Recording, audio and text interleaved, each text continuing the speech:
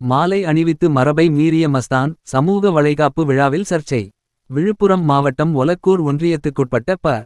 குளத்தூர் கிராமத்தில் சமீபத்தில் நடைபெற்ற சமூக நலன் மற்றும் மகளிர் உரிமைத்துறை ஒருங்கிணைந்த குழந்தை வளர்ச்சி திட்டத்தின் கீழ் சமூக வளைகாப்பு விழாவில் செஞ்சி சட்டமன்ற உறுப்பினர் மஸ்தான் பங்கேற்றார்.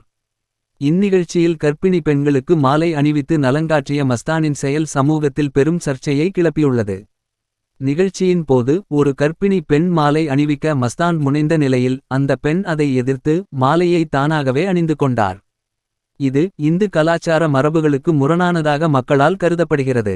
இந்துக்கள் முறைப்படி கர்ப்பிணி பெண்ணுக்கு வளைகாப்பு விழாவில் கணவன், தாய், மாமன் போன்ற நெருங்கிய உறவினர்கள் மட்டுமே மாலை அணிவிப்பது வழக்கம்.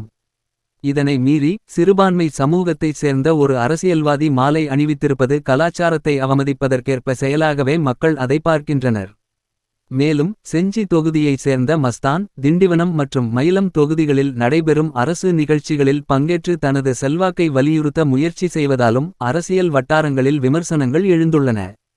இந்துக்கள் குறித்து ஏற்கனவே ராசா, துரைமுருகன், பொன்முடி, வ. வேலு போன்றவர்கள் விமர்சனங்கள் செய்திருக்கின்றனர். அதேபோல் இப்போது மஸ்தானும் இந்து மரபுகளை ஏளனமாக்குகிறாரா என்ற வகையிலான கேள்விகள் சமூகத்தில் எழுகின்றன. தற்போது இந்த விவகாரம் விழுப்புரம் மகளிர் மத்தியில் ஹாட் டாபிக் ஆக பரபரப்பை ஏற்படுத்தி வருகிறது.